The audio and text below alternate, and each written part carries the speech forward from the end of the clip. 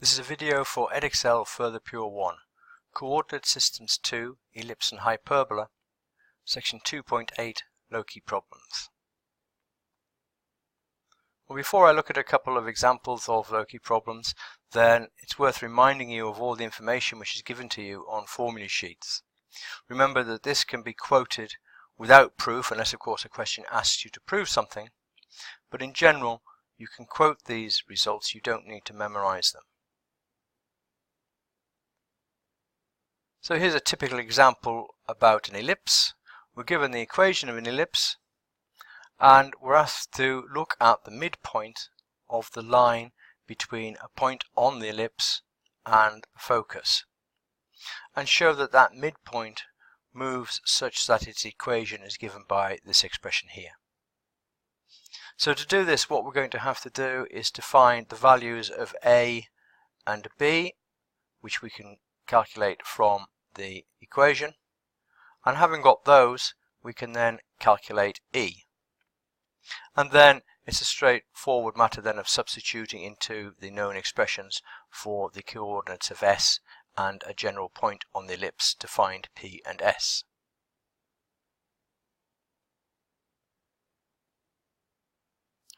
Well, the first thing we need to do is to find A and B, and so from the equation of the ellipse itself we can see that A squared is equal to 64 and therefore A is equal to 8.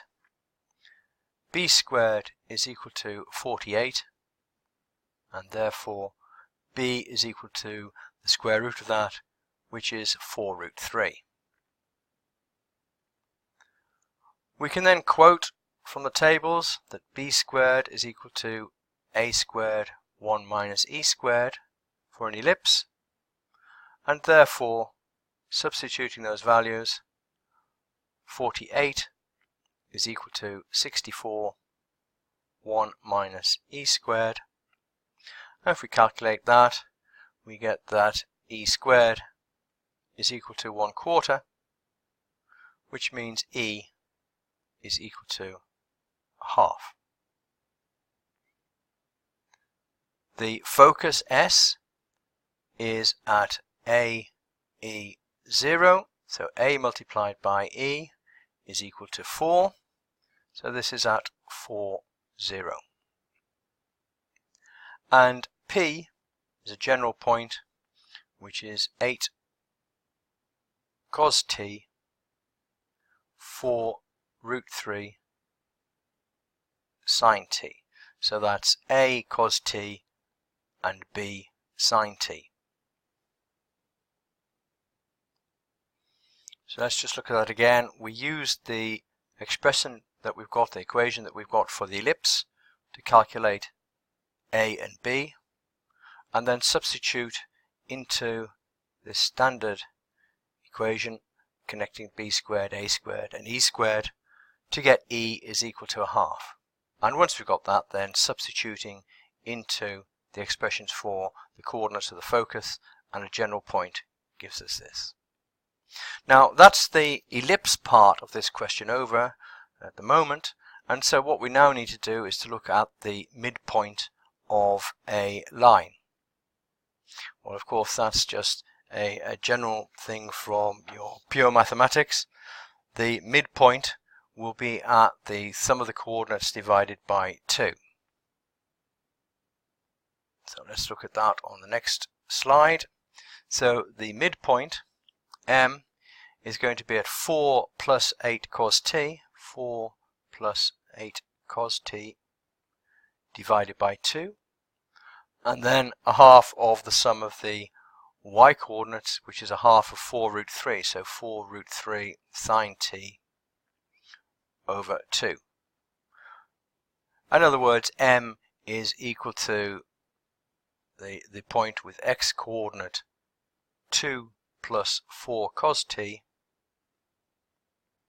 and 2 root 3 sine t.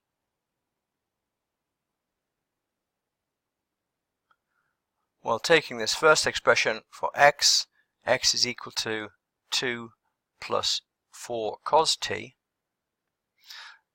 That means that x minus 2 must be equal to 4 cos t. And so if we want the square of that, x minus 2 all squared must be equal to 4 cos t squared all squared, which is 16 cos squared t. And then if we look at y squared, then that's going to be 2 root 3 all squared. So that's equal to 12. Y squared will be equal to 12 sine squared t.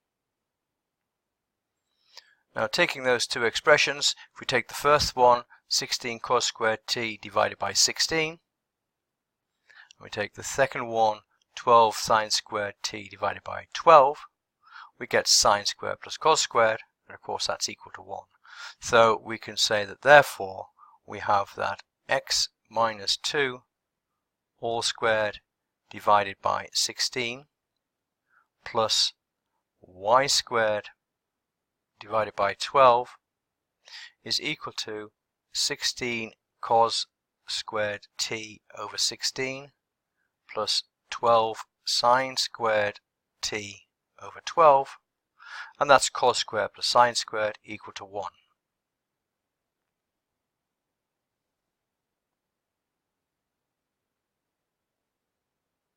So here it is neatly written out. So that's the expression we get for the locus of the point M.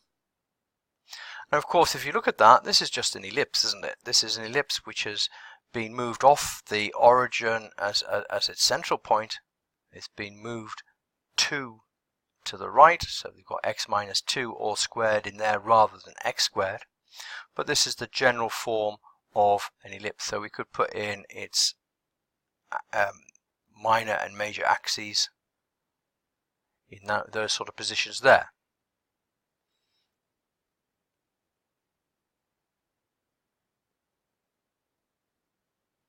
Well, the second example I want to look at is concerning a hyperbola, and this time it says we have a line which is normal to the hyperbola, so this is the normal at a point P, and it cuts the axis at A, the y-axis, and B for the x-axis.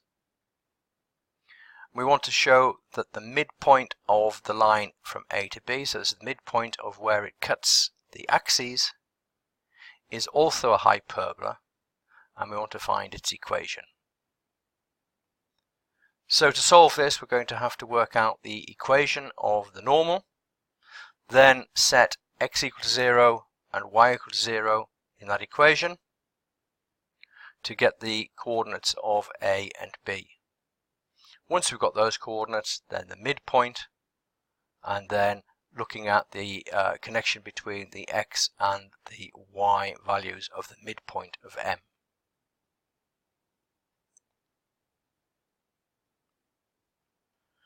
So for this one, what I've done is use some expressions for the equation of the normal.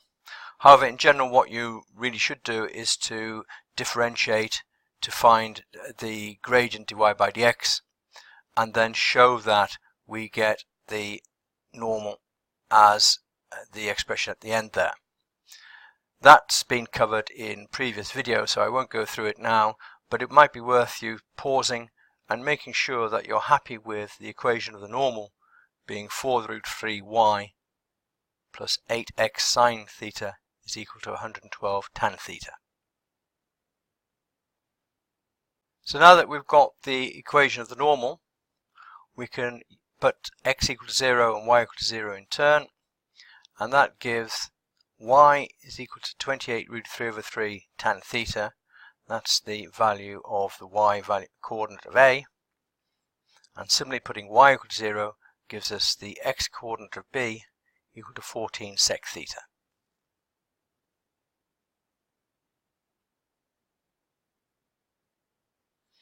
So this is the situation we have now. We know the coordinates of A and B. We're now asked to look at the midpoint of AB. So that's a case of summing and dividing by 2. So the midpoint will have coordinates of 14 sec theta over 2, that's 7 sec theta, and then 28 root 3 over 3 tan theta divided by 2, so that's 14 root 3 over 3 tan theta. But this is the parametric coordinates of a point on a hyperbola, so 7 sec theta means that A is equal to 7, and 14 root 3 over 3 tan theta means that we have B is equal to 14 root 3 over 3. So the Cartesian equation is then x squared over a squared minus y squared over b squared is equal to 1. And that gives us x squared over 7 squared, which is 49, so x squared over 49. And then 3y squared over 196, which comes from taking b squared, which is equal to, so b squared will be 196 multiplied by 3 over 3 squared. So that's 196 over 3. So when we divide y squared by that, we get 3y squared over 196. And that's equal to 1. So that's the hyperbola's Cartesian equation.